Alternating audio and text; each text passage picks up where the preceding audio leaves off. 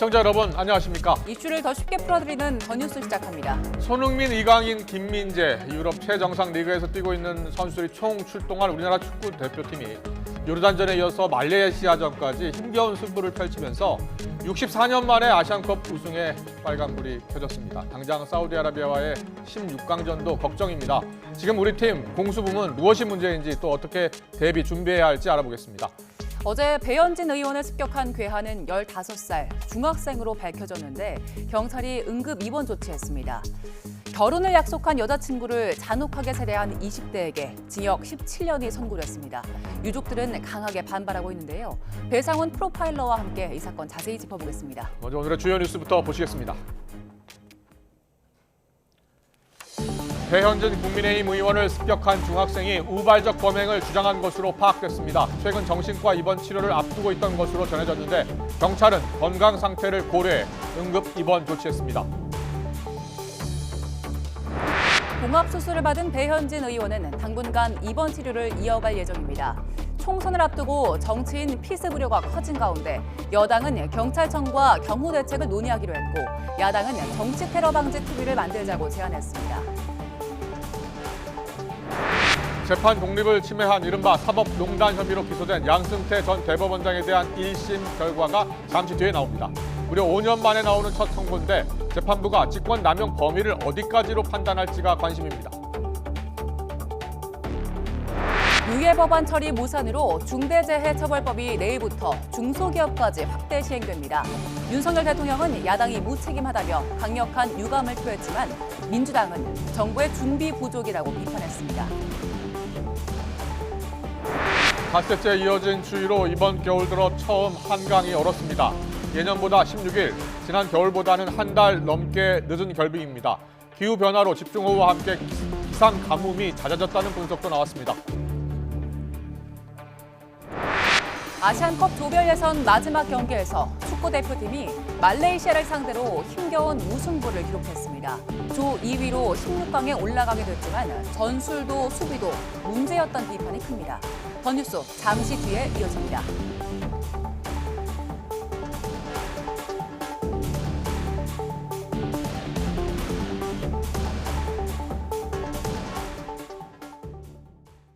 어제 배현진 국민의힘 의원을 공격한 10대 중학생 피의자는 우발 범행을 주장하고 있는 것으로 전해졌습니다. 피의자는 현재 응급 입원된 상태인데 경찰은 전담팀을 꾸려서 수사에 나섰습니다. 박정현 기자 연결해 자세히 알아보겠습니다. 박정현 기자. 네, 서울 강남경찰서입니다. 네, 피의자가 오늘 새벽에 병원으로 옮겨졌다고요? 네, 그렇습니다. 늦게까지 이곳 서울 강남경찰서에서 조사받던 피해자 A군은 오늘 새벽 입원 조치됐습니다. 경찰은 중학생 A군이 아직 미성년자인 점 그리고 현재 건강 상태를 고려해 응급 입원을 결정했다고 밝혔습니다.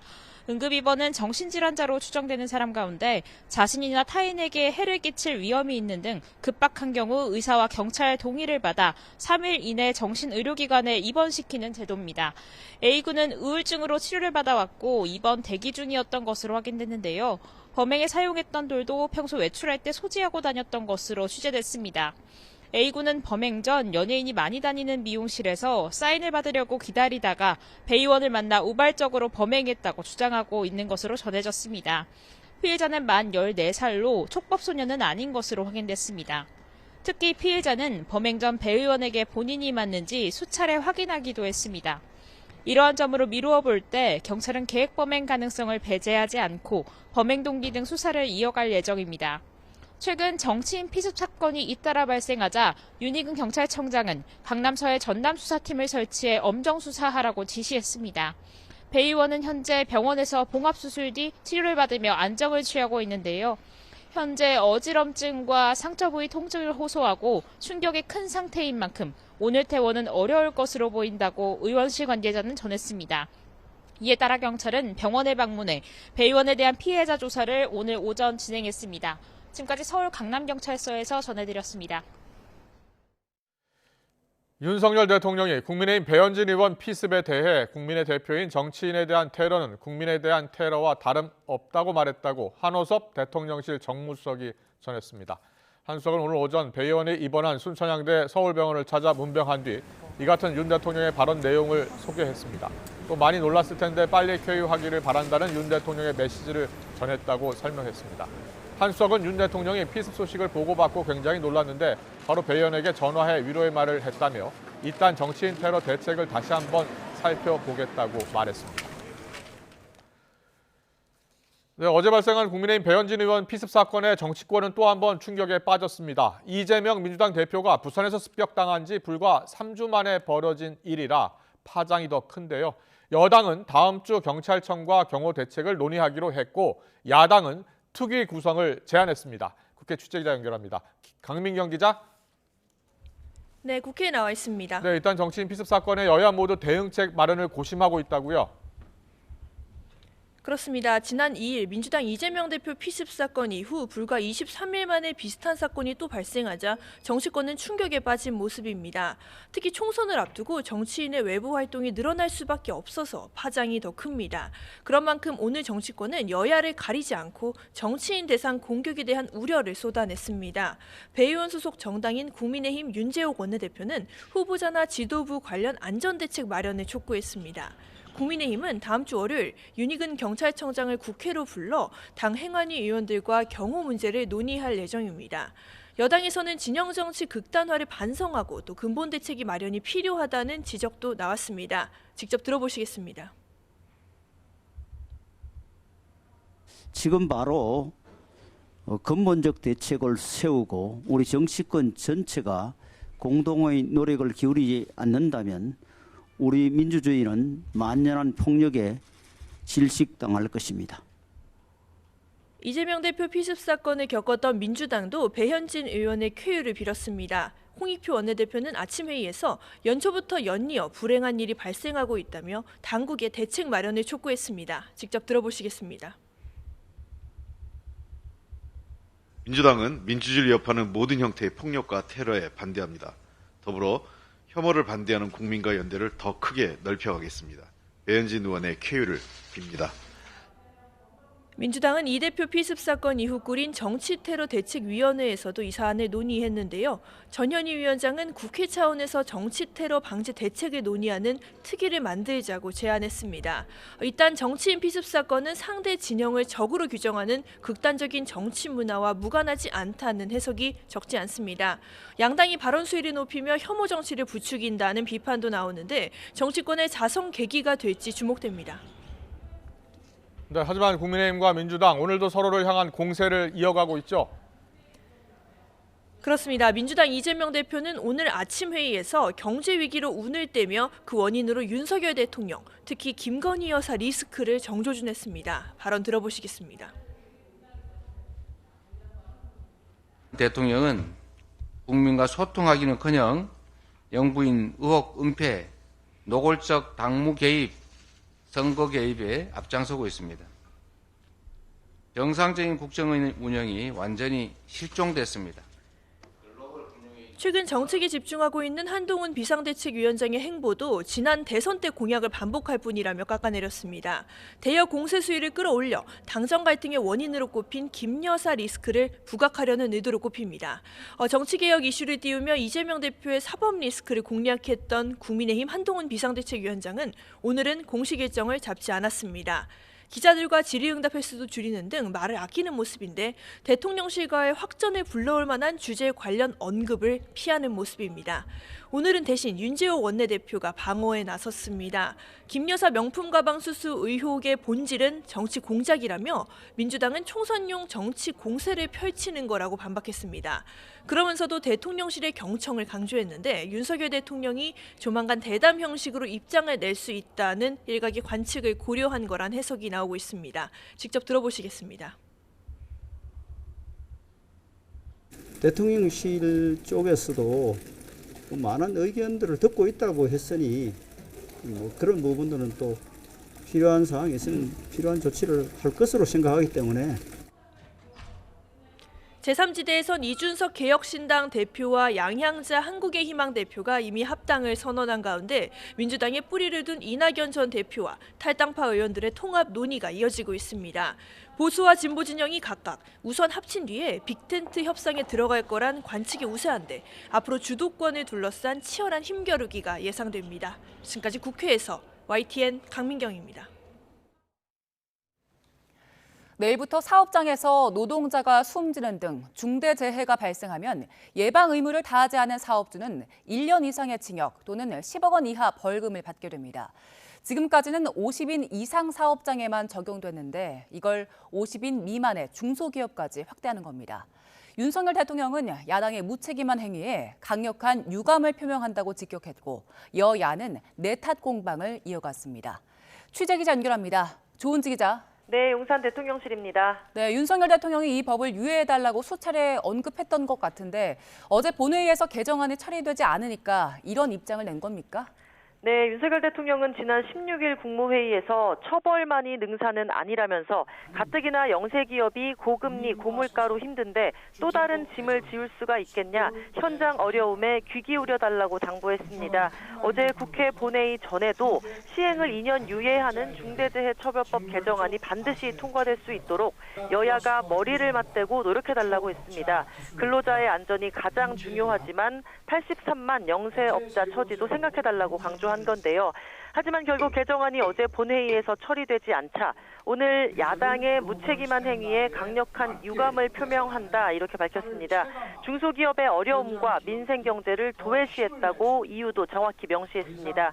윤석열 대통령은 그러면서 고용노동부 등 정부의 모든 관계부처에 중대재해처벌법 시행에 따른 산업 현장의 혼란과 부작용을 최소화하라고 지시하고 특히 생존의 위협을 받는 영세기업에 필요한 지원 조치를 강구하라고 강조했습니다.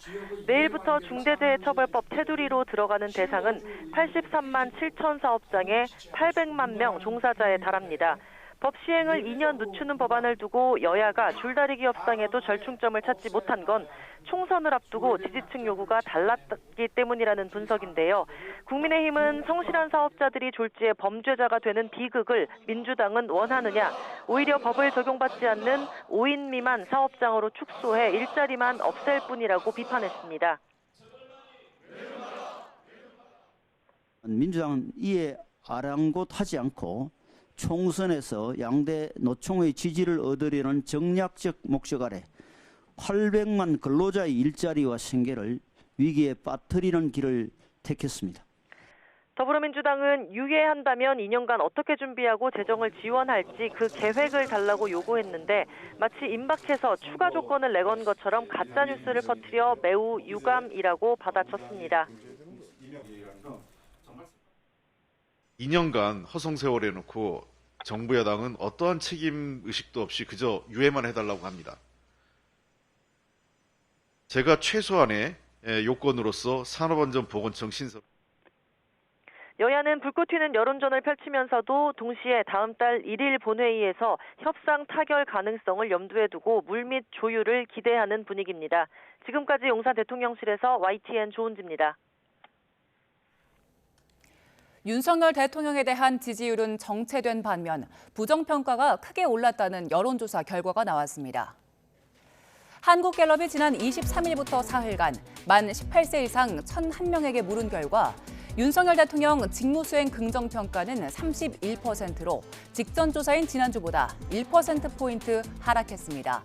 부정평가는 63%를 기록해 지난주보다 5%포인트 상승했습니다. 윤 대통령 직무수행을 긍정적으로 평가한 이유로는 외교를 가장 많이 꼽았고 부정평가 이유에서는 김건희 여사 문제가 상위권으로 부상했습니다. 정당 지지도는 국민의힘이 36%로 지난주와 같았고 민주당은 35%로 2%포인트 올랐습니다. 지지하는 정당이 없는 무당층은 22%였습니다. 당 대표로 역할 수행을 잘 하는지 못하는지에 대한 질문에는 국민의힘 한동훈 비상대책위원장에 대해서는 52%가 긍정을, 40%가 부정평가를 했고 민주당 이재명 대표에 대해서는 35%가 긍정, 59%가 부정평가했습니다. 자세한 내용은 중앙선거 여론조사 심의위원회나 한국갤럽 조사연구소 홈페이지를 참조하면 됩니다.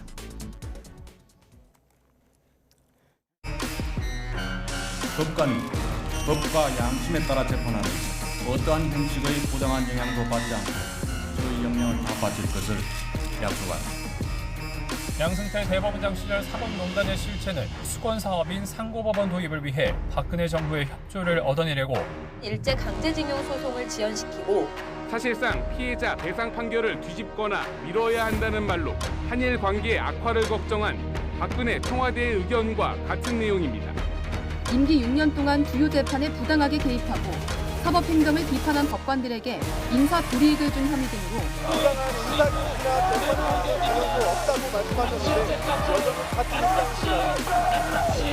그건 변함없는 사실입니다. 사법농단 수사와 관련해 사상 초유의 대법원 압수수색이 양승태 전 대법원장은 일제 강제징용 손해배상 사건 재판 등 법관 인사 불이익 정책, 법관 비위 은폐 등 사건과 관련하여 구속 기소하고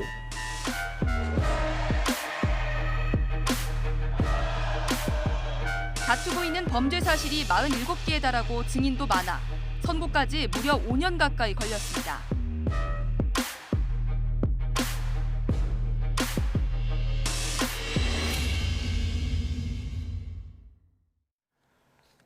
네, 영상으로도 보셨는데요.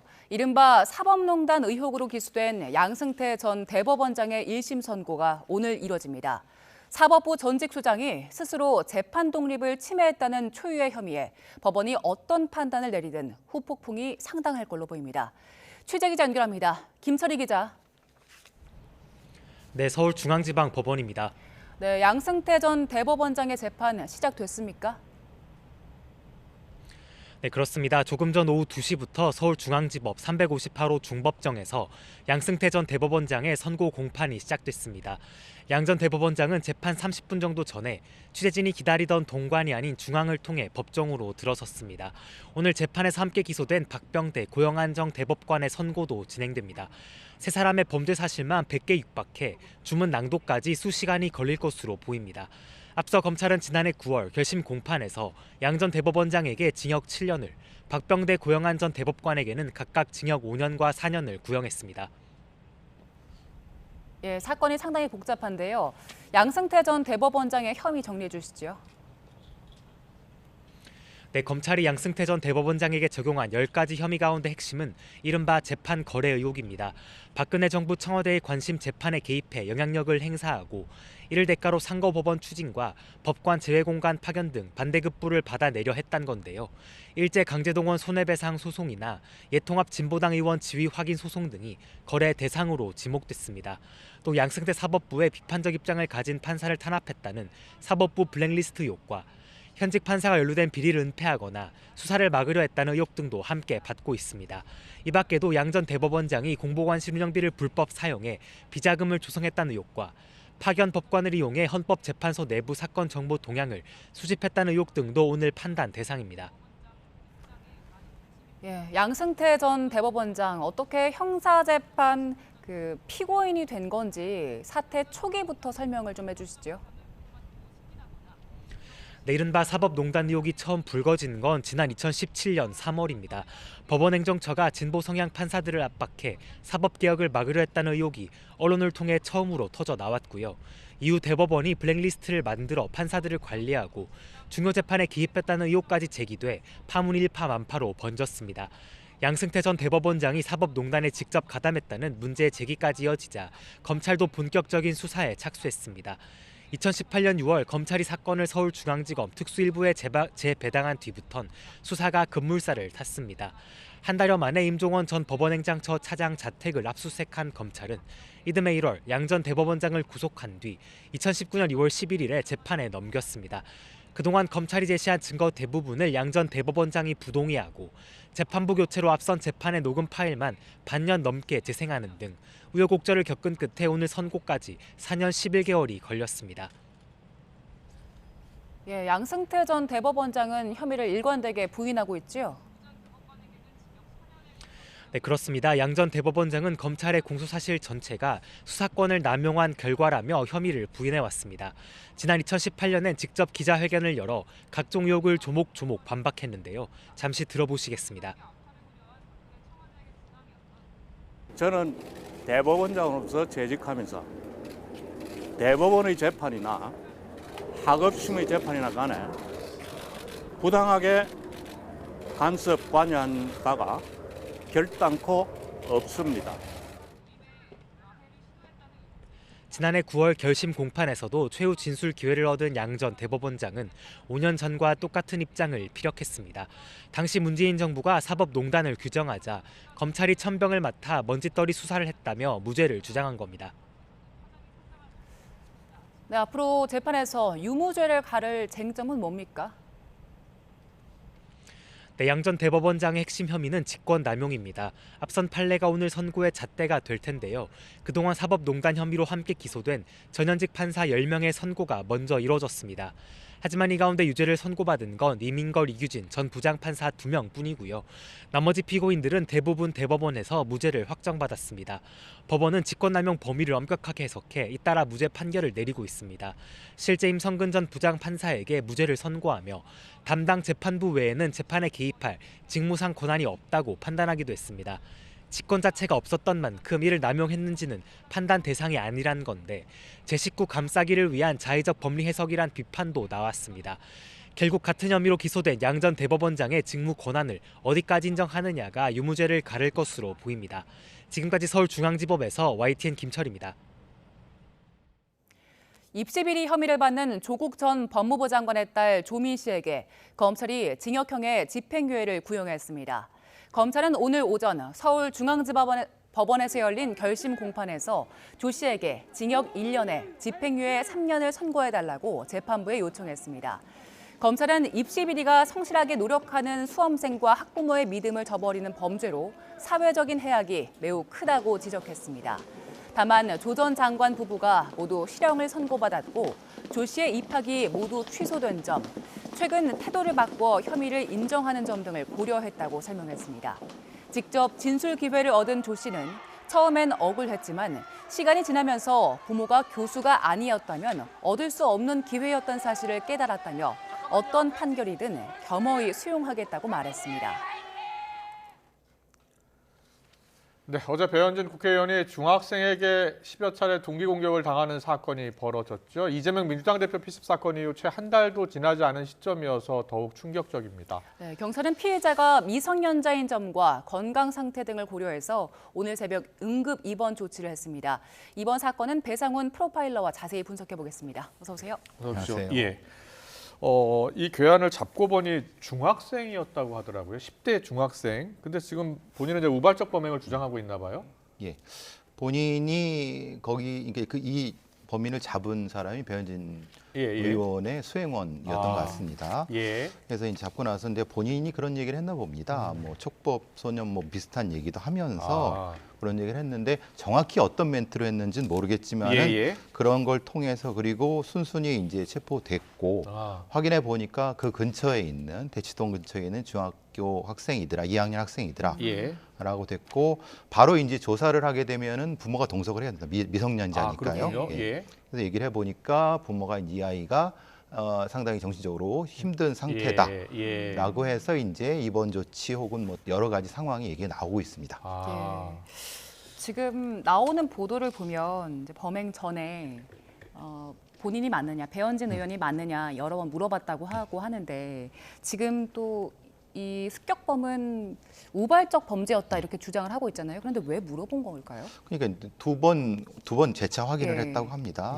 그리고 지금 CCTV 상으로 보이시겠지만은 약간 뛴 상태에서 뒤통수 쪽을 가격을 했어요. 약간 배현진 의원이 시간을 좀 뛴 상태에서 근데 그 공격하는 방식이라든가 아니면 저 반복하는 걸 보면은 그러니까 계획했다고 하기엔 너무 어설프고요.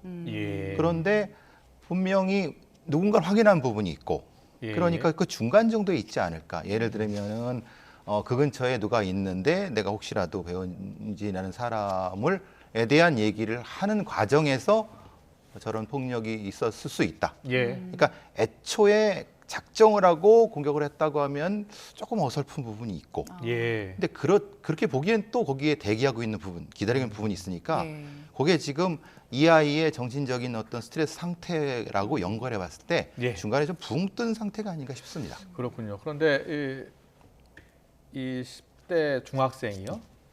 본인은 촉법 소년이 아니다라고 이야기를 했다는 겁니다. 보통 촉법 소년은 만 14살이 안 되면은 형사처벌을 받지 않잖아요. 그런데 본인이 아니라고 얘기를 했다는 겁니다. 왜 그런 말을 본인이 그렇게 했을까요?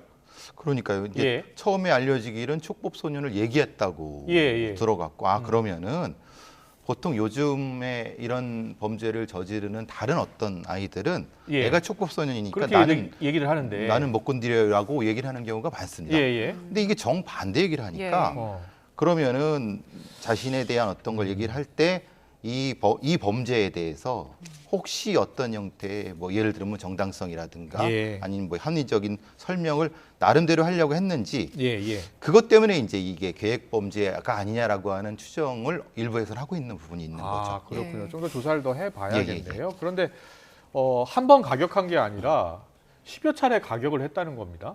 근데 처음에는 아마 처음에는 손 안에 든 돌로 공격을 했는데 지나서 한 2, 3회 이후에는 빠졌나 봅니다.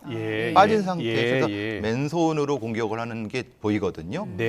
그러기에는 너무 공격에 그게 너무 어설퍼 같고 뭔가 준비를 많이 했다고 하면은 어떤 흉기라든가 게 있어야 되는 건데 이게 이제 보통 저런 거를 이제 나중에 저기 부모님이 얘기를 하시는 걸 보니까 아마 우리가 지금 얘기되는 애착 인형 비슷한 거라는 것 같습니다. 그 돌이? 그러니까 보통 저런 정신적인 스트레스가 있는 사람들은 특별하게 어떤 걸 해주냐면 어떤 걸 칼끝 같은 걸 가지고 손에 계속합니다. 감촉을. 그래서 이거 스트레스를 감소시킵니다. 그렇군요. 첨단증, 예단증 같은 게 있는 사람들은 그렇게 하기도 하고 날카로운 면이라든가 아니면 뭐 아주 반질반질한 면을 가지고 다니면서 계속 이렇게 도움을 드립니다. 그게 스트레스를 해소하는 방법 중에 하나입니다. 평소에 돌을 가지고 다녔다고 하더라고요. 그렇게 하고 그러는 과정에서 자기가 화가 나면 그걸 던지기도 했다고 하니까 그렇군요. 저거는 그런 부분일 거라고 생각해요. 그러면 거꾸로 생각하면 준비가 안 됐다는 얘기 아닙니까? 그럼 조사를 더 해봐야 하겠지만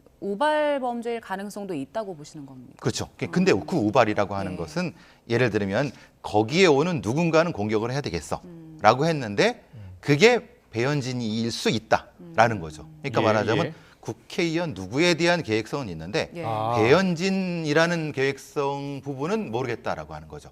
이거는 좀 다른 부분입니다.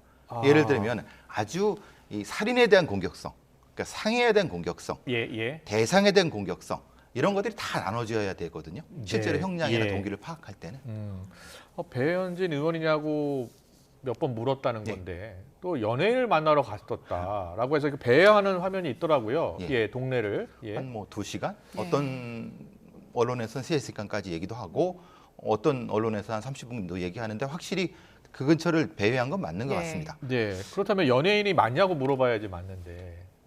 그러니까 이제 예를 들면 이런 거죠. 만약에 배현진 의원을 노리고 갔다고 하면 배현진 의원의 사진을 보고 갔겠죠. 아니면 배현진 의원의 사진을 봤거나. 그렇네요. 근데 그게 아니라 당신이 배현진 의원 맞소라고 하면은 좀 심하게 생각하면 모른다는 얘기 아닙니까? 얼굴을. 그러니까 그래서 이제 실제로 배현진이라는 사람을 노리고 간 것보다는 좀 포괄적인 형태의 범행 동기가 있었는데 거기에 이제 배현진 의원이 아주 안 좋게도 이렇게 했을 수 있지 않을까라는 생각도 해보죠. 이 습격범이요 우울증으로 그동안 치료를 받아왔고 입원 대기 중이었던 상태로 알려졌습니다. 오늘 새벽에 일단 경찰은 응급 입원 조치를 했는데 응급 입원 조치라는 게 구체적으로 어떤 겁니까? 그러니까 정신건강보건법 70조에 따라서 지금 정신질환에 의심되는 사람이 이런 경우가 있습니다. 경찰 조사하려고 하는데 갑자기 발작을 일으키거나 굉장히 막 소리치거나 막 그럴 때 경찰들이 확인을 합니다. 이 사람이 도대체 병력이 있나. 근데 실제로 병력이 있으면은 이거 조사를 못 하지 않습니까? 그러니까 3일, 72시간 안에 기한 안에 의사의 조언을 받아갖고 긴급으로 이제 감금시설 같은, 그러니까 정신병원에 이제 그 시설 있잖아요. 거기서 이제 의사의 진찰을 받은 후에 다음 조사로 되는 겁니다. 그러니까 이거는 단기 조치입니다. 범행 동기를 여러 차례 물어보긴 해야 되는데 지금 입원 조치됐고요. 미성년자라는 게 계속 걸리는 게 미성년자는 아무리 그래도 함부로 조사를 하기 어렵습니다. 그렇군요. 그러니까 조사 자체가 어렵습니까? 왜냐하면 사람 이제 부모의 동석이라든가 아니면 여러 가지 그리고 지금 본인이 저 정도의 어떤 증상을 호소한다고 하면 아무리 그래도 이거는 함부로 조사하기가 어렵습니다. 네. 지금 예를 들어서 이 중학생은 만 14살을 넘었기 때문에 이제 형사처벌 대상이잖아요. 그렇죠. 예. 그러면은 일반인과는 어떻게 다릅니까? 그러니까 미성년자잖아요. 그러니까 적용법권 똑같습니다. 아, 적용법은 똑같고. 특수상해 혹은 특수폭행이 됩니다. 돌을 가지고 공격을 했고. 특수폭행 혐의가 적용될 수 있군요. 근데 문제는 이제 소년범이기 때문에 부정기형으로 예를 들면 뭐 장기 몇 년, 단기 몇 년. 아, 그렇겠군요. 이렇게 형량을 부과하실 수 있고요. 아니면 어떤 재판 과정에서 예를 들면 더 완화적인 조치를 해줄 수 있습니다. 그 판사님에 따라서는. 그리고 이 신상 공개는 안 됩니다. 법상으로는 미성년자는 안 됩니다. 그러니까 특강법상에 또 그 범죄에 적용될지는 모르겠지만은 적용된다 하더라도 미성년자는 특강법 8조에 따라서 아예 조건상으로는 공개할 수가 없습니다. 그런데 많은 분들이 공개해야 된다고 하시겠지만은 우리의 법은 그렇지 않습니다. 물론 이제 여러 가지 면에서 사건의 중대성 이런 걸 뭐 생각하시지만은 이재명 대표 피습 사건하고는 다릅니다. 그거는 성인이기 때문에 그 부분은. 그렇군요. 그럼 지금까지 나온 상황으로 미뤄봤을 때 처벌 수위 어느 정도로 예상하십니까? 이게 사실은 지금 오늘 배현진 의원이 굉장히 그 통증을 호소하신다. 뭐 사실 그럴 수 있습니다. 왜냐하면 처음에의 어떤 이런 충격 같은 게 있다가 2, 3일 뒤에 뇌진탕 증상을 보이는 경우도 종종 있거든요.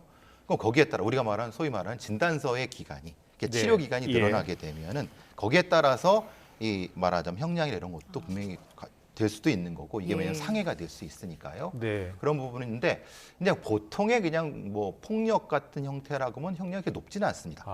그런데 문제는 이제 이게 그게 아니라 특정한 목적을 가지고 예를 들면 정치인이라고 하는 거에 내가 직접적인 유해에 대한 고의성이 있는 거라고 하면은 이건 일반 폭행, 일반 상해하고는 전혀 다르지 않습니까? 그게 이제 말하자면 가중 요소로 작용을 할 수 있지만은 근데 아까 걸리는 건 또 이 미성년자도 15세니까 그리고 또 지금 나오는 걸 봐서는 뭐 학교 생활에 여러 가지 있어서 상당히 정신적 어려움을 얘기하니까 그러면 이거는 형량이 그렇게 높지는 않을 거라고 추정이 됩니다. 뭐 조금 추정입니다만.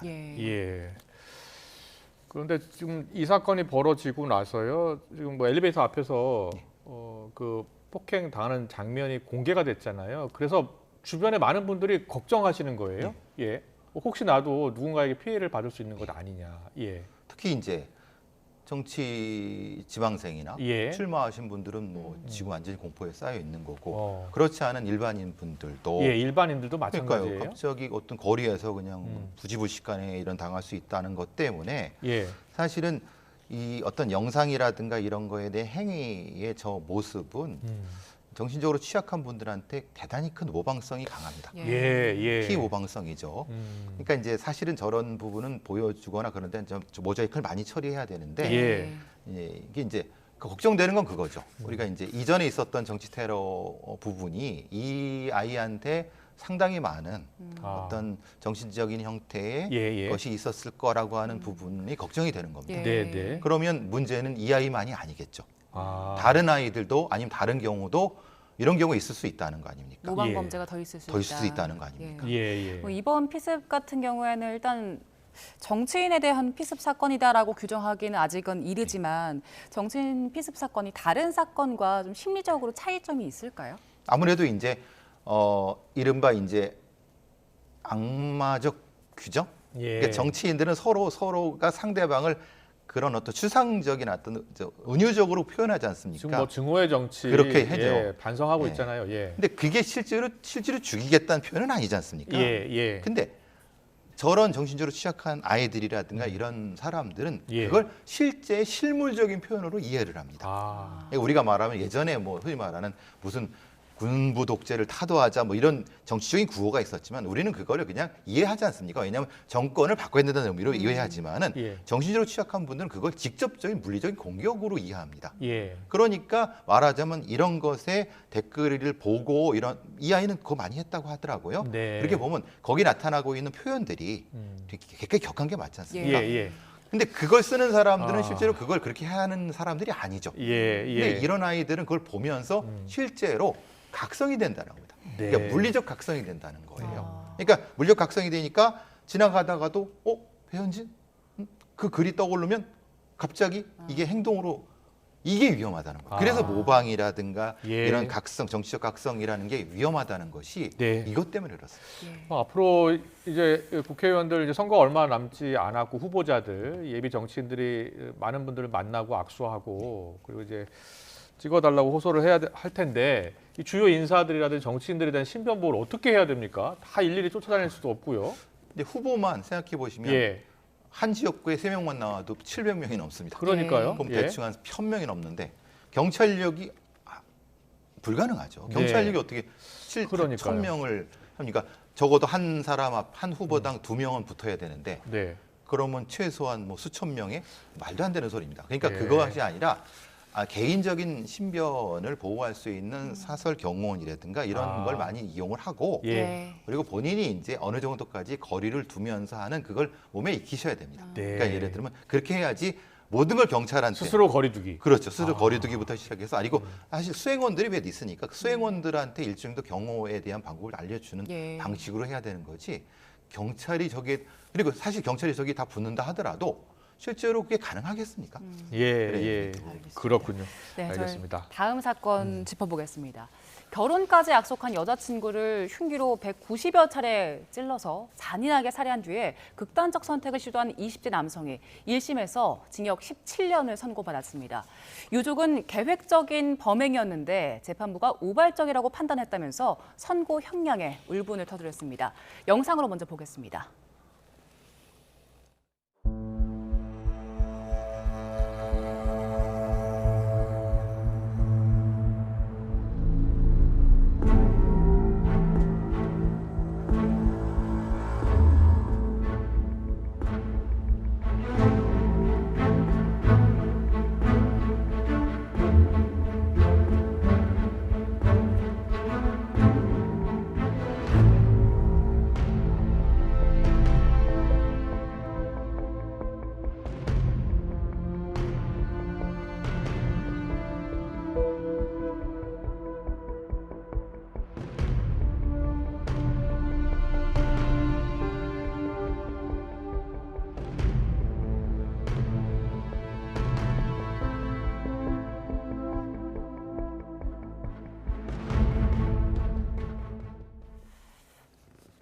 네, 이 사건 발생이 작년입니까? 작년 7월 24일에 낮에 1시쯤에 벌어진 일이거든요. 어떤 사건이었어요? 영월군 영월읍에 있는 한 아파트에서 동거 중인 20대, 아까 범인은 보셨고요. 20대.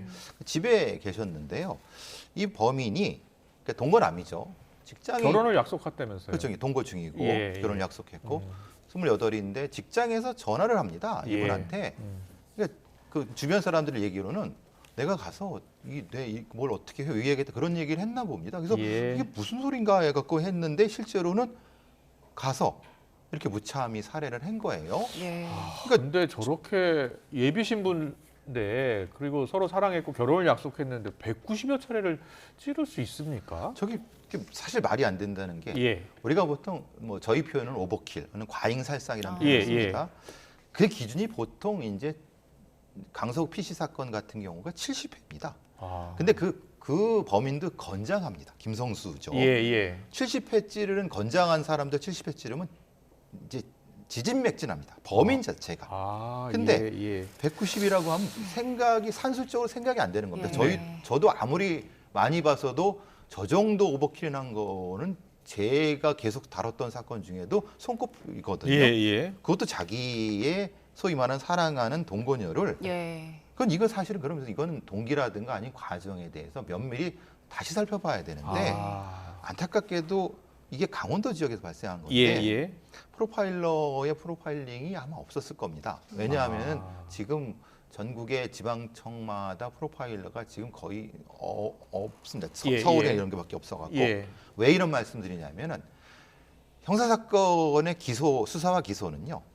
이걸 판사가 알아서 해주는 게 아닙니다. 그러니까 경찰과 검찰이 그거를 제출해서 그걸 판단하는 겁니다. 그렇죠. 말하자면 이 범인이 심리적으로 상당히 위험한 자라는 것을 입증을 해서 제출하지 않으면은 그 판단을 안 해버리거나 판사 마음대로 하는 겁니다. 판사 마음대로 한다는 게 뭐냐면 판사가 피고인이 유리한 방향으로 가는 겁니다. 왜냐하면 형사사건은 기본적으로 무죄 추정의 원칙이고 증거가 제출되지 않은 거는 무조건 유리한 쪽으로 갈 수밖에 없는 겁니다. 그렇군요. 근데 이게 지금 이 상태에서 이 사람에 대한 심리적 어떤 평가라든가 위험성 이런 것들이 자료가 없어요. 자료가 없다는 건 안 했다는 거거든요. 그러니까 이거를 왜 이렇게 허술하게 했는지 저도 다시 한번 봤는데 다시 봐도 없어요. 그러니까 이게 이렇게 그러니까 실제로는 검찰이 25년을 구형한 것도 사실은 굉장히 전 적다고 생각하거든요. 아, 검찰이 25년을 구형했으니까? 그것도 말이 안 되죠. 이 정도면 무기징역 아니라 사형까지는 안 해도 무기징역은 해야 되는데. 프로파일링을 했다라고 하던데. 근데 문제는 그럼 기록이 어디 있냐 이 말이죠. 그럼 지금 이제 저 안에서 전해지는 바로는 프로파일링을 일단 진행은 했는데 법원에서 이걸 채택하지 않았다는 이야기를 합니다. 그렇죠. 그러면 이게 채택하지 않은 이유는 어디에 있다고 그게 보십니까? 이제 제가 말씀드린 겁니다. 프로파일링의 그 결과가 믿op지 못하거나 아니면은 과정의 진행상 신뢰하지 못할 것 같으면은 사실은 배제할 수 있습니다. 왜냐하면 이건 법적으로 프로파일이라는 증거를 이렇게 채택해야 된다는 원칙은 없습니다. 그럼 판결문을 잠깐 보세요.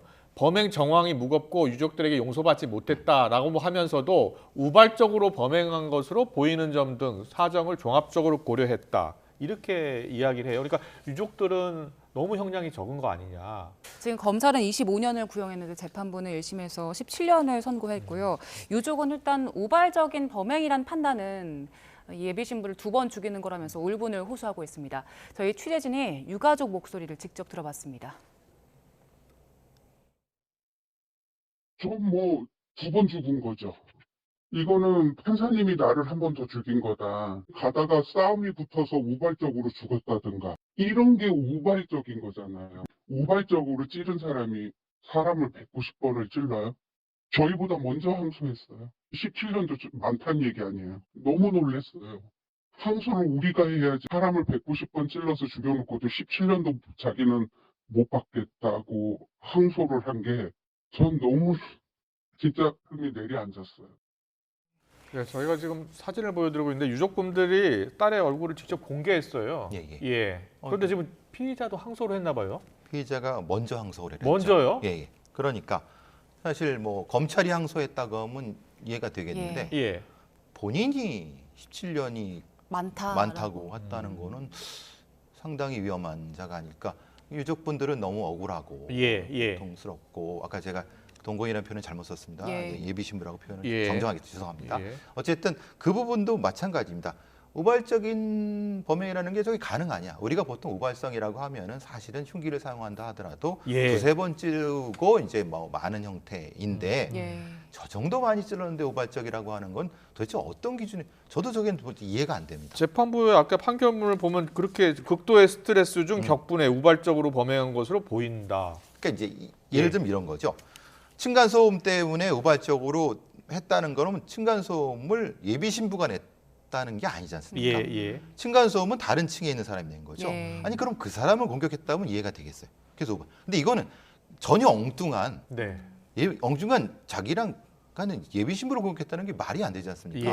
그러면 이렇게 판단하면 안 되고 다른 이유가 있는가, 이 사람이 심리적인 문제가 있는가를 판단을 하고 판결을 내려서 하는 건데 전체적인 상황은 그래요. 우발적일 수 있죠. 왜냐하면 그거 우발적이라는 건 층간 소음에 대한 우발적인 거지 이 분에 대한 범행이 우발적인 건 아니죠. 구분을 안 한 거죠. 프로파일링을 만약에 한다면 배상훈 프로파일러께서는 무엇을 물어보게 됩니까? 과거의 사례를 보면 춘천에서 비슷한 사건이 있었습니다. 말하자면 비슷하게 결혼을 약속한 사람을 아주 잔인하게 살해한 사건이 있었어요. 그때 프로파일링을 요청했길래 비슷한 걸 했는데 그 사람이 이 어떻게 만나겠다는 과정을 했더니 거기서부터 다 보는 거예요? 과정이 상당히 정상적이지 않았습니다. 예. 그러니까 일방적이었습니다. 그러니까 그때부터 사실 어떤 문제가 있었다는 것부터 차근차근 찾아 나와야 되는데 그렇군요. 이거는 지금 그때의 층간소음 한 장면만 가지고 판단한다. 이렇게 판단하면 세상에 이렇게 판단하지 않을 게 어디 있겠습니까? 이거는 사실 매우 유감스러운 판결이죠. 그렇군요. 이제 항소심이 진행이 될 텐데 검찰도 앞서 25년을 이제 구형했잖아요. 앞으로 이제 항소심에서는 좀 다른 판단을 예상해 볼 수도 있을까요? 저는 사실 검찰에서는 이제 대검찰청에 있는 행동분석팀, 프로파일러 팀을 총동원해서라도 이거는 앞쪽에 있는 그러니까 경찰에도 있던 검찰에 있거든요. 동원해서 하면은 조금 더 이런 부분에 대한 것이 좀 나아지지 않을까라는 생각을 합니다. 네, 알겠습니다. 오늘 분석 잘 들었습니다. 지금까지 배상훈 프로파일러와 함께했습니다. 잘 들었습니다. 감사합니다. 고맙습니다.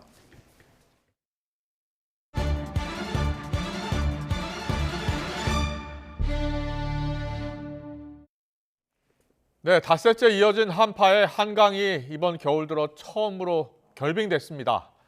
평년보다는 16일, 지난 겨울보다는 한 달 넘게 늦은 첫 결빙이라고 합니다. 김진두 기자가 보도합니다. 구리 부근 한강이 흐름을 멈췄습니다. 강 표면에 생긴 얼음이 햇빛을 반사하며 빛납니다. 강의 가장자리로 가면 제법 두꺼운 얼음층이 만들어진 것을 확인할 수 있습니다. 한강의 공식 결빙 관측 지점인 한강대교 부근도 얇은 얼음층으로 덮였습니다. 한강 결빙의 판단은 노량진 쪽 한강대교의 두 번째에서 네 번째 교각이 기준이 됩니다. 상류 100m 부근이 얼음으로 덮여 강물이 보이지 않을 경우 결빙됐다고 발표합니다.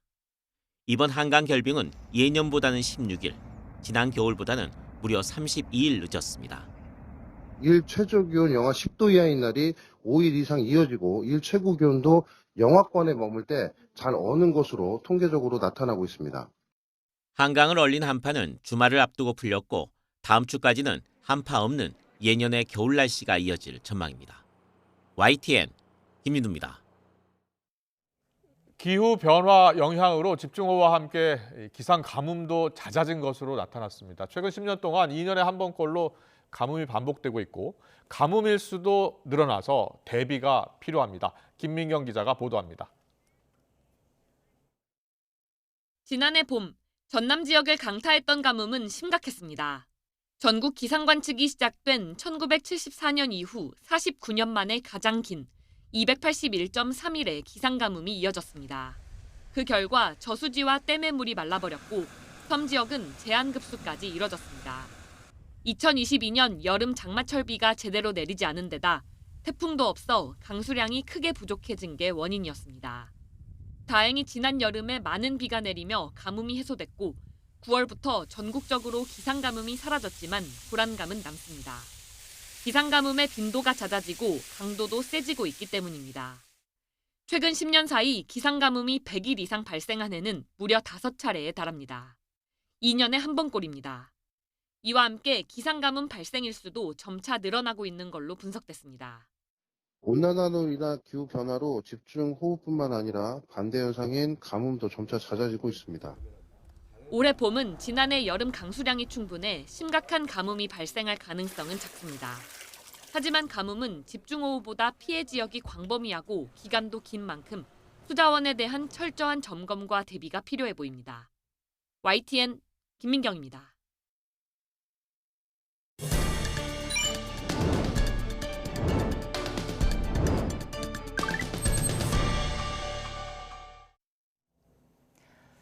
환경 보호를 위해 등장한 종이 테이프. 요즘 택배 상자에서 자주 볼 수 있죠. 여러분은 이 종이 테이프를 어떻게 버리시나요? 종이로 만든 거니까 상자랑 같이 배출하면 될 거라고 생각하는 분들 많을 텐데요. 알고 보니 종이 테이프는 재활용되는 종이류가 아니었습니다. 한국소비자원에서 종이 테이프 25개를 조사했더니 88%가 재활용성이 낮은 걸로 나타났는데요. 또 이 종이 테이프가 붙어 있으면 다른 종이의 재활용마저 어렵게 할 수 있습니다.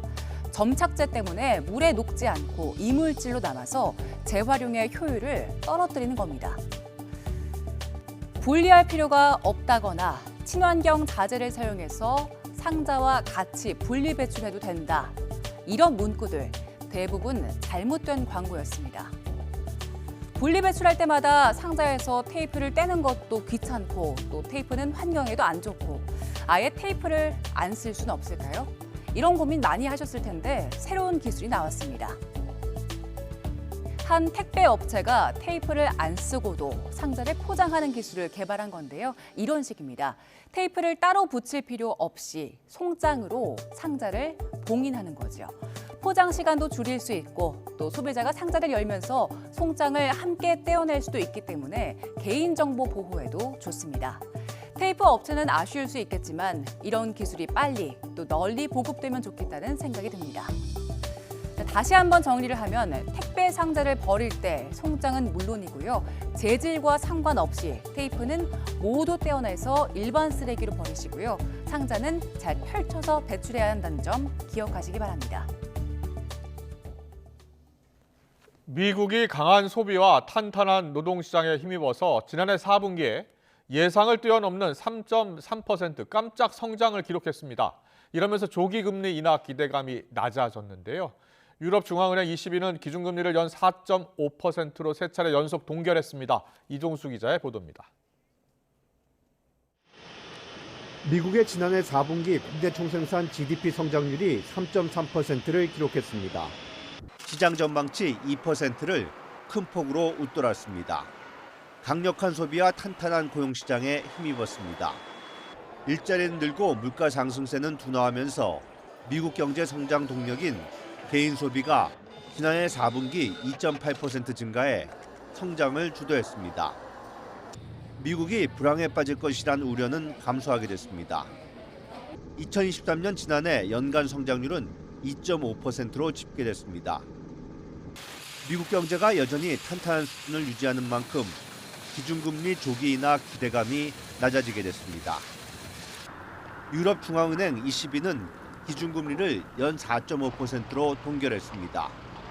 지난해 10월 이후 세 차례 연속 동결한 것입니다. 조기금리 인하에 대해선 여전히 신중한 입장을 보였습니다. Well, first of all, the consensus around the table of the Governing Council was that it was premature to discuss rate cuts. 라가르드 유럽중앙은행 ECB 총재는 에너지 쇼크와 공급망 병목 현상, 통화 긴축이 부담을 주면서 올해 인플레이션은 더욱 둔화될 것이라고 내다봤습니다. YTN 이종수입니다. 뉴욕 증시에서 S&P 500 지수가 5거래일 연속 사상 최고치를 경신했습니다. 현재 시간으로 25일 뉴욕 증권거래소에서 S&P 500 지수는 전날보다 25.61포인트 0.53% 오른 4,894.16으로 장을 마쳤습니다. 이는 지난 2021년 11월 이후 가장 긴 경신 행진입니다. 마이크로소프트 MS가 시가총액 3조 달러를 돌파하면서 세계에서 가장 비싼 기업에 올랐습니다. 현지 시간으로 25일 뉴욕 증시에서 MS는 전날보다 0.6% 오른 404.87달러로 장을 마쳤습니다.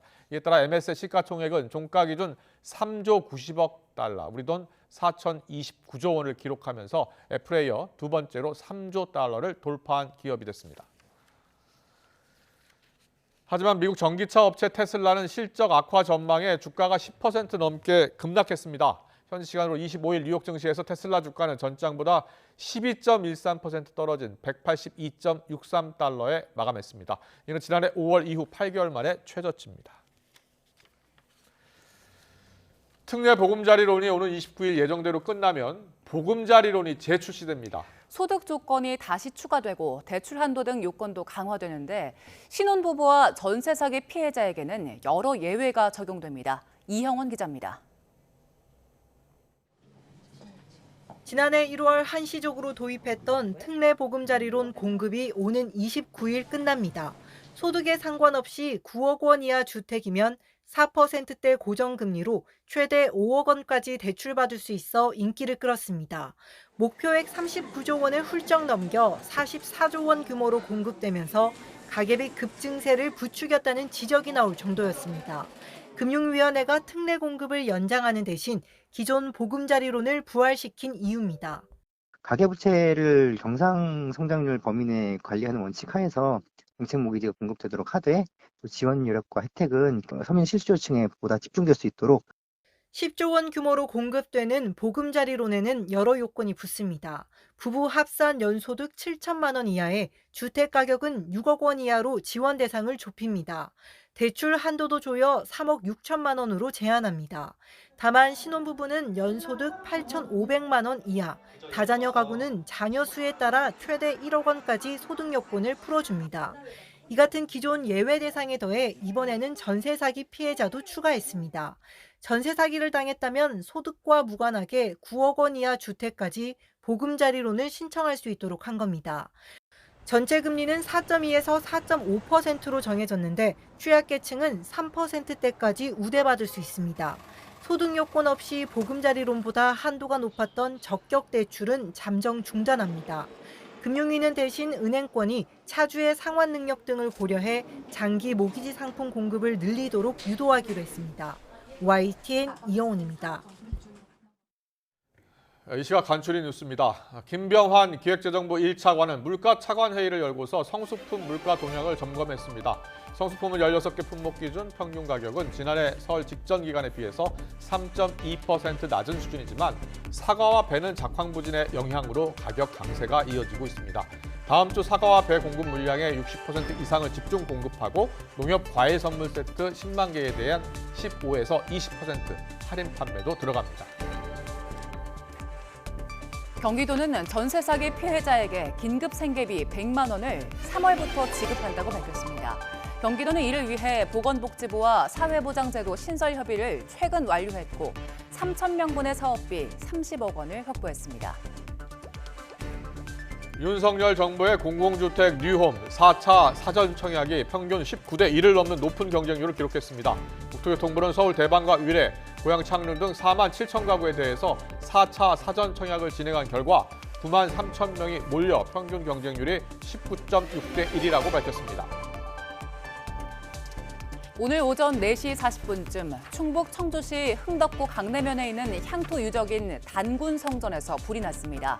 불은 성전 내부 20여 제곱미터를 태운 뒤에 출동한 소방당국에 의해 2시간여 만에 진화됐는데 소방당국은 정확한 화재 원인을 조사하고 있습니다. 특수 강도 혐의로 수감된 후 병원 치료를 받다 도주해서 사흘 만에 붙잡힌 김길수가 재판에 넘겨졌습니다. 김길수는 지난해 11월 4일 아침 경기도 안양시에 있는 병원에서 탈주했는데 지인과 가족 도움을 받아 수도권 곳곳을 돌아다니다가 도주 63시간 만에 붙잡혔습니다. 경찰은 지인에 대해선 김길수 검거에 도움을 준 점을 참작해서 불기소하기로 했습니다. 항생제가 듣지 않아 중증 환자 치료에 어려움을 겪은 소아 마이코플라스마 폐렴의 치료 지침이 개정됐습니다. 개정된 지침에는 2차 치료제와 대체 치료제 선택, 병용약제와 식품 관련 주의사항 등 진료에 필요한 정보가 담겼습니다.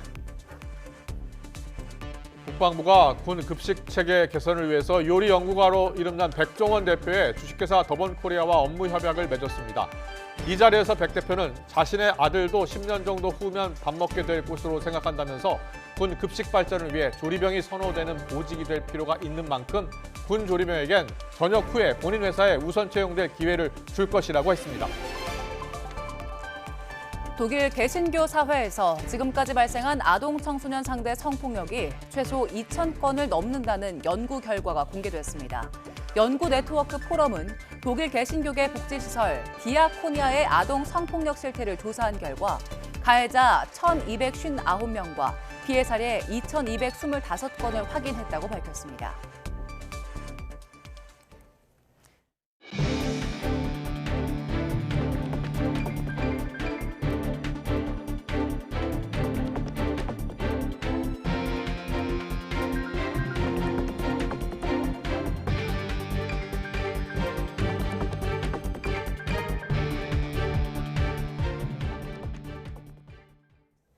국민의힘 배현진 의원을 둔기로 내려친 중학생이 우울증으로 입원을 앞두고 있었던 사실이 YTN 취재 결과 확인됐습니다. 또 습격범은 만 14살로 촉법 소년에는 해당하지 않는 걸로 밝혀졌습니다. 우종훈 기자의 단독 보도입니다. 배현진 의원을 둔기로 17차례 내려친 중학생이 새벽에 응급 입원됐습니다. 경찰은 A군이 아직 미성년자이고 건강 상태를 고려했다고 밝혔습니다. 응급 입원은 정신질환자로 추정되는 사람이 자신이나 다른 사람에게 해를 끼칠 위험이 있고 정상적 절차로 입원시킬 여유가 없을 때 의사와 경찰 동의에 따라 72시간 동안 입원시킬 수 있는 조치입니다. 응급 입원이 되면 전문의가 진단해 추가로 입원시키거나 즉시 퇴원할지 결정합니다. 실제 습격범 A군은 우울증 전력이 있었던 걸로 YTN 취재 결과 확인됐습니다. 부모가 있는 상태에서 진행된 경찰 조사에서 A군 측은 원래 우울증 증상이 심했다고 주장했습니다. 또 최근엔 폐쇄병동에 입원시키라는 의사 지시에 따라 입원 대기 중이었다고 말한 것으로 파악됐습니다. 범행 직후 A군은 현장에서 본인이 촉법 소년이 아니라고 말한 것으로 전해졌습니다. 현재 A군은 만 14살로 만 10살에서 14살 미만에게 해당하는 촉법 소년이 아닌 것으로 밝혀졌습니다. A군이 현행범으로 체포될 당시 적용했던 특수폭행 혐의는 특수상해로 바뀌었습니다. 서울 강남경찰서장을 팀장으로 27명 규모의 전담팀을 꾸린 경찰은 배현진 의원이 입원한 병원에서 피해자 조사를 마치고 A군을 상대로 범행 경위와 동기, 범행에 배후가 있었는지 신속하게 수사할 방침입니다. YTN 우종훈입니다. 네, 4월 총선이 이제 75일 앞으로 다가왔습니다. 여야가 모두 총선 승리를 위해서 총력을 기울이고 있는데요. 이재명 대표에 이어서 배현진 의원이 공격을 당하자 정치인을 대상으로 한 공격에 대한 우려와 대응책 마련에 여야가 모두 나서고 있습니다. 오늘의 정치권 이슈를 정리해 드리겠습니다. 윤석열 대통령이 오늘 배현진 의원 피습에 대해서 정치인에 대한 테러는 국민에 대한 테러와 다름없다고 했습니다. 오늘 오전 배 의원을 문병한 한호섭 대통령실 정무수석의 말을 직접 들어보겠습니다. 어제 피습 소식 보고받고 굉장히 놀라셨는데 바로 전화하시고 위로의 말씀하셨고요. 국민의 대표인 정치인에 대한 테러는 국민에 대한 테러와 다름이 없다. 많이 놀라셨을 텐데 빨리 키위하시기 바란다. 이 말씀 전해달라고 그래서 그 말씀 전해드렸습니다. 관련 부처에서 대책들 강구하고 경호 강화하고 이런 조치는 했다고 생각이 되는데 추가로 해야 될 일들이 있다면 좀 살펴보겠습니다. 국민의힘은 오는 29일 윤익은 경찰청장을 국회로 불러 최근 잇따르고 있는 정치인 피습 사건 관련 사안을 보고받고 대책을 논의합니다. 윤재호 원내대표는 오늘 원내대책회의 뒤에 기자들과 만나 더불어민주당 이재명 대표와 국민의힘 배현진 의원 피습 사건으로 모방 범죄가 발생할 우려가 있다면서 이같이 밝혔습니다. 이어 선거 관련 경찰의 경호 경비 대책이 선거운동 기간으로 제한돼 있는데 좀 더 앞당겨 대책을 세워야 하지 않나 생각한다며 윤 청장과 소속 행안위원들과 이 문제를 포함해 논의하겠다고 덧붙였습니다. 더불어민주당 당대표 정치테러 대책위는 이재명 대표에 이어서 국민의힘 배현진 의원이 피습된 것과 관련해 국회 차원에서 정치테러 방지 대책을 논의하는 특별위원회 구성을 요청했습니다. 전현희 위원장은 오늘 매우 충격적이고 안타까운 사건이 또 발생했다면서 이같이 밝혔습니다. 그러면서 이러한 사건이 발생하지 않도록 재발 방지책을 마련하는 게 대책위의 또 다른 임무라면서 구체적인 방안은 민주당 지도부와 논의해 국회의장에게 건의할 방침이라고 덧붙였습니다.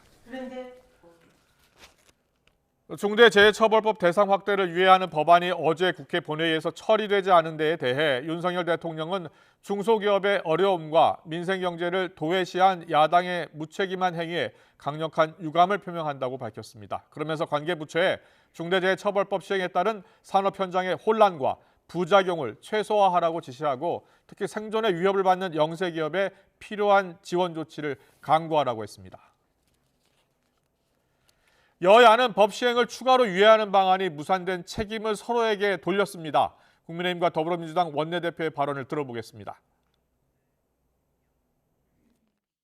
현장에 준비가 되어 있지 않는데 업주를 처벌한다고 사고가 없어지는 것은 아닙니다. 하지만 민주당은 이에 아랑곳하지 않고 총선에서 양대 노총의 지지를 얻으려는 정략적 목적 아래 800만 근로자의 일자리와 생계를 위기에 빠뜨리는 길을 택했습니다.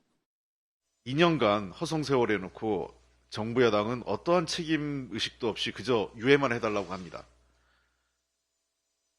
제가 최소한의 요건으로서 산업안전보건청 신설을 요구를 했는데 이제라도 저의 요구를 받든가 아니면 현장의 혼란을 최소화하기 위해 신속하게 대책을 마련하든가 둘 중에 하나를 선택하십시오.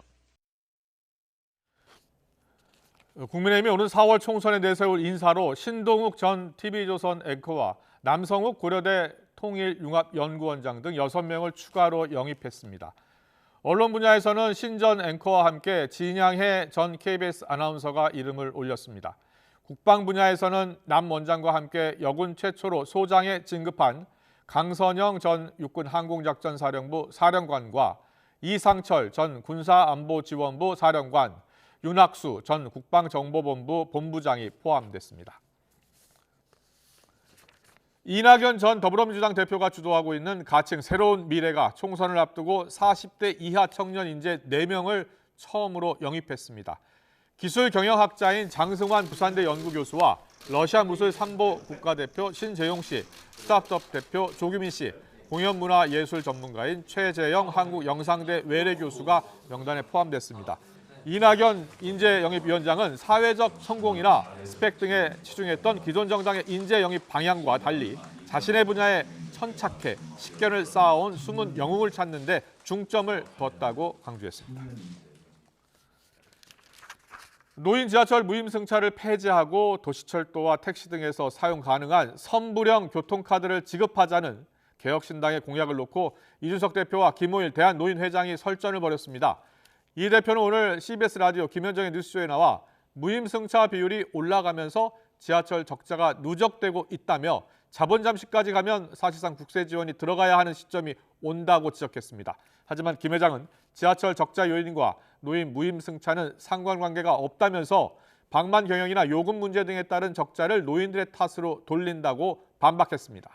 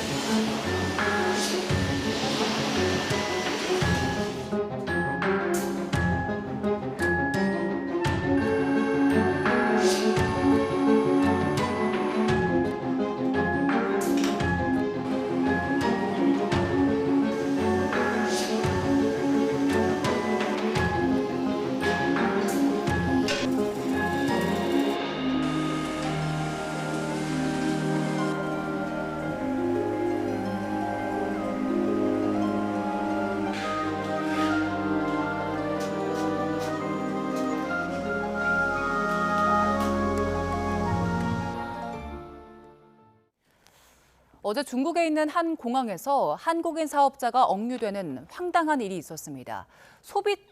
소지품이 문제가 됐는데 마약도 아니었고요. 또 인화물질도 아닌 지도가 문제였습니다. 어떤 일이 있던 걸까요? 인천에서 비행기로 2시간 거리에 있는 중국 선양에 도착한 70대 사업가 정모 씨. 항상 해오던 입국 심사를 받고 수화물을 찾으려는데 보안 검색 과정에서 황당한 일이 발생했습니다. 중국 세관원들이 다이어리에 부착된 세계 지도를 문제 삼은 겁니다. 가로 30cm, 세로 20cm 크기 지도에는 중국과 그 아래 타이완이 뚜렷하게 표시돼 있었습니다. 세관원들은 현장에서 지도를 압수하고 정 씨를 사무실에 붙잡아뒀습니다. 중국의 한 지역에 불과한 타이완이 이렇게 표시됐다면 자칫 독립국으로 오해할 수 있다는 게 세관원 측의 설명입니다. 정 씨는 다이어리에서 지도를 뜯어내고 1시간 정도 지나서야 풀려날 수 있었습니다. 우리 현지 영사관 측은 중국의 조사 경위 확인을 요청했다면서 과도한 조치라면 재발 방지 요청을 할 예정이라고 말했는데요. 앞서 지난해 8월 중국 해관 총서는 비슷한 이유로 저장성 공항에서 한 여행객의 관광 가이드북을 압수하기로 했습니다. 이때도 타이완 표시와 함께 티베트 자치구 국경이 명확하지 않고 또 남중국해 구단선이 누락된 사실을 문제 삼았는데요. 1차적으로 정보 당국 간 협의와 또 재발 방지가 필요하지만 현재 중국에서 타이완 문제가 예민한 이슈인 만큼 중국 여행을 계획하고 계신 분들은 부당한 일 당하지 않도록 미리 주의하시는 게 좋겠습니다.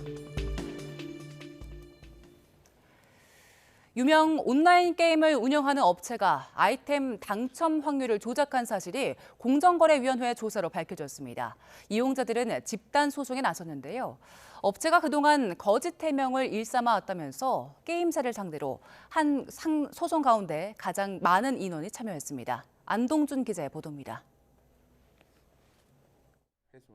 온라인 게임 메이플 스토리에서는 유료 아이템을 구입하면 캐릭터의 능력치를 키울 수 있습니다.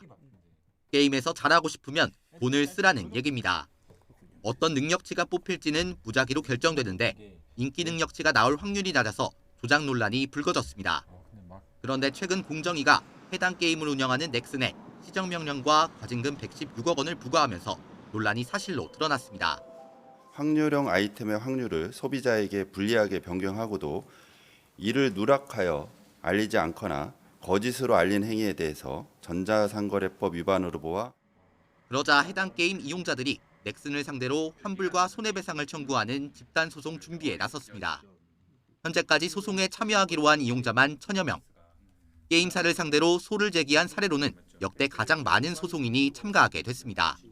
게임 회사 측이 정보 비대칭을 이용해서 확률을 조작한 사례이므로 굉장히 분노를 느끼고 소송을 제기하게 된 것 같습니다. 소송에 나선 이용자들은 확률이 조작된 걸 알았다면 구매하지 않았을 아이템을 속아서 사 손해를 봤다고 주장합니다. 게다가 확률 조작 의혹에 대해 업체가 거짓 공지로 대응해 소비자를 기만했다고 목소리를 높입니다. 정상적인 소통이 이루어지지 않는다면 소송 행위를 통해서라도 이제 우리의 이렇게 권익을 발현을 해야 되겠다. 이미 공정위 조사에서 어느 정도 사실관계가 밝혀진 데다 앞서 관련 사건으로 일부 승소한 사례도 있어 이번 단체 소송 역시 법원에서 이용자들 손을 들어줄 거란 기대가 큽니다. 소비자로서 존중받아야 되겠다라는 인식을 판결로서 보여준다면 이제 비로소 우리 사회가 게임 이용자의 권리를 중요하게 생각한다는 방향으로 변화했다고 자신 있게 말할 수 있지 않을까. 메이플 스토리 외에도 확률 조작 논란에 휘말린 게임이 더 있는 만큼 이번 소송 결과는 게임 이용자들에게 큰 파장을 부를 전망입니다. YTN 안동준입니다. YTN은 어르신들의 복지 사각지대를 집중 조명하는 연속 기획을 마련했습니다. 오늘은 첫 순서로 교통약자인 노인들을 위한 보호장치를 점검합니다. 일부 노인시설 앞 도로는 노인 보호구역으로 지정돼서 차량 속도를 제한하고 또 주정차를 금지하고 있습니다. 하지만 단속 카메라도 의무화돼 있지 않고 또 홍보도 덜 돼 있다 보니까 실효성이 떨어진다는 지적이 나옵니다. 윤태인 기자가 현장에 다녀왔습니다.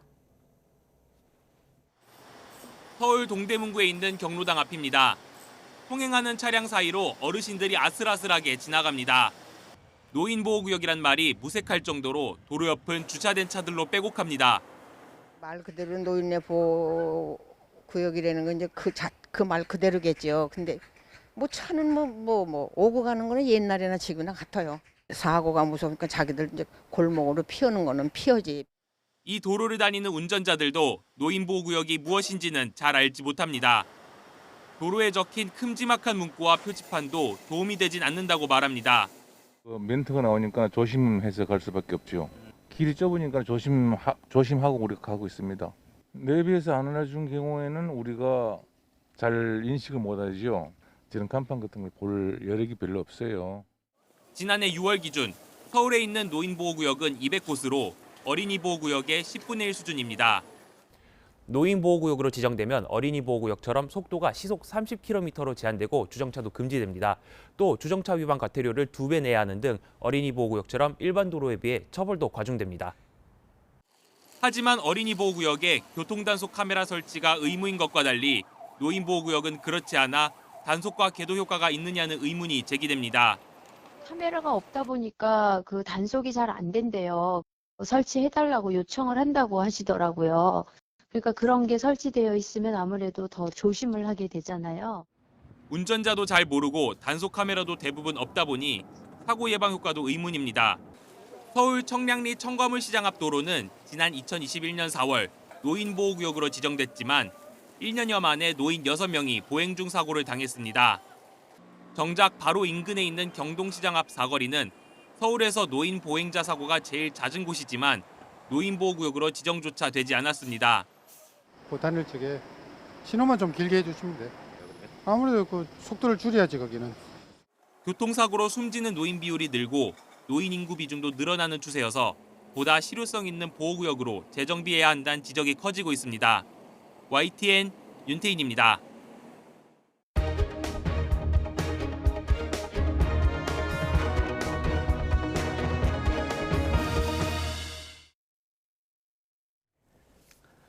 네, 바이든 대통령과 트럼프 전 대통령, 각 당 경선에서 압승을 거두면서 미국 대선은 일찌감치 본선 경쟁이 시작되는 분위기입니다. 바이든은 경합주를 방문해서 대규모 투자 계획을 발표했고요. 트럼프는 법정 선거 유세를 이어갔습니다. 워싱턴에서 권준기 특파원이 보도합니다. 바이든 대통령은 대선 경합주 가운데 하나인 위스콘신을 찾아 7조 원 규모의 인프라 투자를 약속했습니다. 사실상 대선 선거운동 성격입니다. 재임 기간 막대한 해외 투자를 끌어왔다며 한국의 삼성을 대표 사례로 들었습니다. You have a thing called Samsung. You make a lot of these computer chips. Come to America. Well, not only they, but a total of $50 billion is coming to America, building factories in America. 피고인으로 법정에 출석한 트럼프 전 대통령은 마치 유세장에 등판하듯 자신감과 여유를 보였습니다. 미국 언론들은 트럼프가 법정 선거운동을 이어가고 있다고 분석했습니다. Daring a judge to either sanction him, which becomes the story, or if not, then letting him get away with breaking the rules, which also makes him look powerful. 사법 리스크에도 불구하고 여론조사에서는 트럼프가 바이든을 앞서가고 있습니다. 양자 대결에서 40대 34로 트럼프가 이긴 데 이어 다자 대결에서도 36대 30으로 트럼프가 우세를 보였습니다. 지지율 격차인 6%포인트는 오차 범위에 걸친 수치입니다. 바이든 캠프는 아직 지지층 결집이 이루어지지 않았을 뿐이라며 여론조사 결과에 큰 의미를 부여하지 않고 있습니다. CNN 등은 트럼프가 일찌감치 대세론을 굳히면서 당내 경선이 더 이상 의미가 없게 됐다며 지난 수십 년 대선 역사상 가장 긴 본선 경쟁이 펼쳐지게 됐다고 전했습니다. 워싱턴에서 YTN 권준기입니다.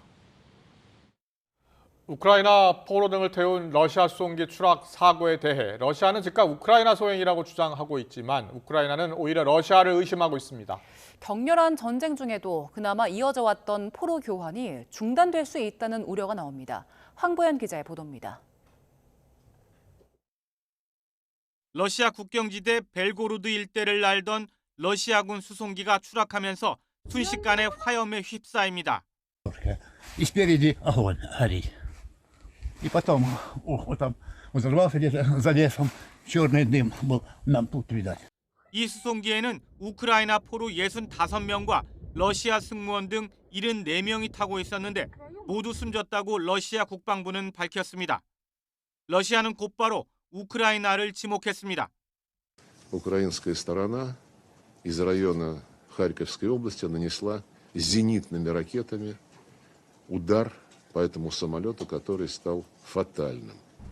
우크라이나 소행임을 뒷받침할 물증을 찾았다는 러시아 언론 보도도 나왔습니다.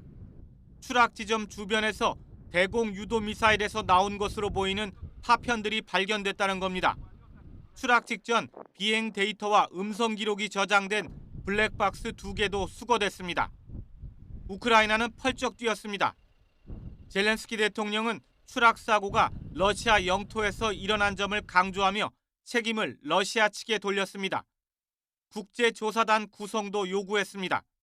Потрібно встановити усі чіткі факти, настільки, наскільки це можливо. Враховуючи, що падіння літака сталося на російській території поза нашим контролем.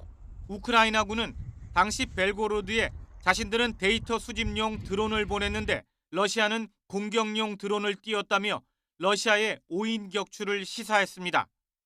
області для збору даних Росія запускала з Білгородщини дрони камікадзе. І, власне, російські повідомлення в цей день підтверджують, що російські працювало по українських безпілотниках. 2년 가까이 전쟁을 이어온 러시아와 우크라이나는 그나마 최소한의 인도주의 협력을 유지하며 여러 차례 포로를 교환해왔습니다. 하지만 이번 수송기 추락 사고가 양측의 책임 공방으로 번지면서 포로 교환이 일시 중단될 수도 있다는 우려가 나오고 있습니다. YTN 황보현입니다. 우크라이나가 러시아에 강제 병합된 크림반도 인근의 에너지 시설을 공습했다고 로이터 통신이 보도했습니다. 보도에 따르면 우크라이나군은 지난 밤 사이 무인기를 동원해 러시아 남부 투합세 마을의 정유소를 폭격했습니다. 우크라이나군 관계자는 적에게 중요한 시설을 공격했다면서 석유 처리를 위한 진공 증류 장치를 파괴했다고 설명했습니다. 우크라이나는 지난 18일 북서부 레닌그라드 지역의 석유 터미널을, 19일에는 러시아 서부 브리안스크 지역의 유류 창고를 공격하는 등 러시아의 에너지 인프라를 노린 공습 빈도를 높이고 있습니다.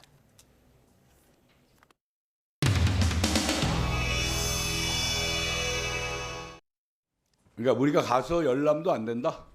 지금 그런 기록 자체는 사실은 이제 이미 우리 경찰 수사 단계를 떠나서 검찰에 가 있기도 하고요. 아, 경찰에 있잖아요.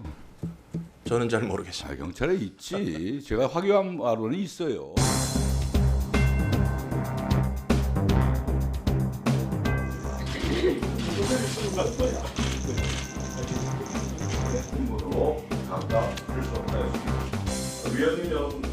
도대체 어느 나라 국회가 수사 중인 사건의 수사 책임자와 사건 관련자들을 강제로 국회에 불러놓고 온갖 음모론에 대한 진위를 따집니까?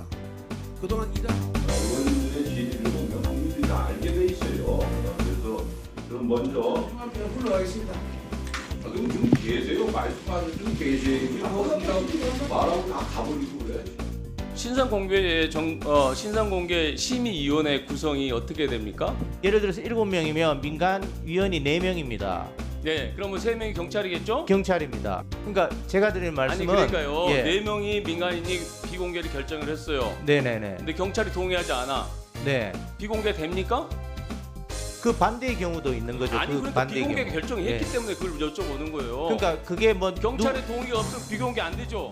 그러면 아까 청장님 우리 증인 얘기했죠. 중대성, 잔인성이 좀 떨어진다. 다소 미흡하다. 정말로 그렇게 판단하셔요? 어떻습니까? 제가 심의위원회 결정에 대해서 언급하는 아니 좀 적절하지 여쭤보고 못하고 있잖아요. 증인의 생각을.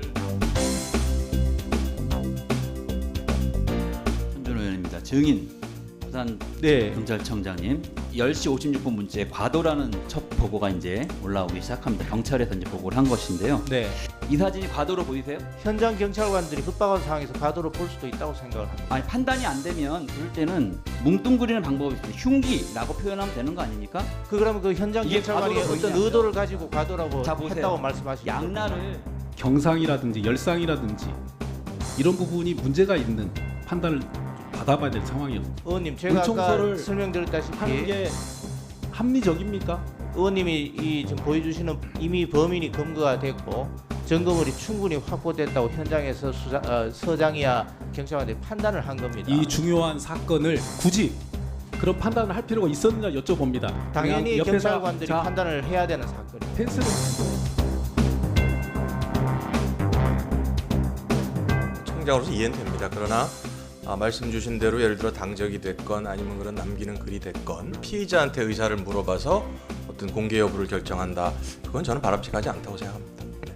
그 열람을 하게 해줘야 되는 거 아니냐. 피의사실 공표죄 때문에 못한다고 한다면 그거는 우리 청장께서 해줘야 되지 않는가. 해체 안 됐기 때문에 이 자료는 있다고 내가 들었는데. 압수물은 다 송치가 됐습니다. 송치가 됐어도 갖고 있는 게 있다고. 그러니까 우리가 가서 보겠다 이거예요. 잘 모르겠습니다. 있는 거는 진짜. 답변하기 어려우면 잘 모르겠다 그러면 어떡해요? 아니 진짜 그 부분 모르겠습니다.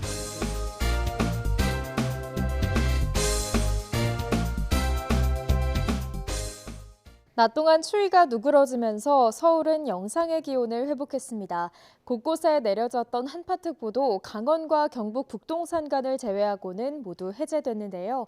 주말인 내일도 심한 추위는 없겠습니다. 내일 서울 아침 기온은 영하 5도로 오늘보다 2도가량 높겠고요. 낮 기온은 오늘과 비슷한 수준을 보이겠습니다. 내일도 대체로 맑다가 낮부터 구름량만 점차 늘겠습니다. 하지만 동해안 지역은 대기가 무척 건조한 가운데 너울성 파도가 높게 일겠습니다. 불씨 관리와 함께 해안가 안전 사고에도 유의해 주셔야겠고요. 서쪽 지방을 중심으로는 오전 한때 공기가 다소 탁할 수 있겠습니다. 내일 아침 기온은 오늘보다 1에서 3도가량 높겠습니다. 내일 서울 아침 기온 영하 5도, 청주도 영하 5도, 창원은 영하 1도가 예상되고요. 낮 동안에는 예년 기온을 다소 웃돌겠습니다. 낮 기온 서울 3도, 대전 5도, 광주와 대구는 7도가 예상됩니다. 당분간 한파 수준의 심한 추위는 없겠습니다. 다만 휴일인 모레 새벽에는 제주도에 또 한 차례 비나 눈이 내릴 전망입니다. 지금까지 날씨 정보였습니다. 네, 이슈를 더 쉽게 전해드리는 더 뉴스 다음 주에는 더 준비하겠습니다. 잠시 뒤에는 뉴스큐가 방송됩니다. 시청해주신 여러분 고맙습니다.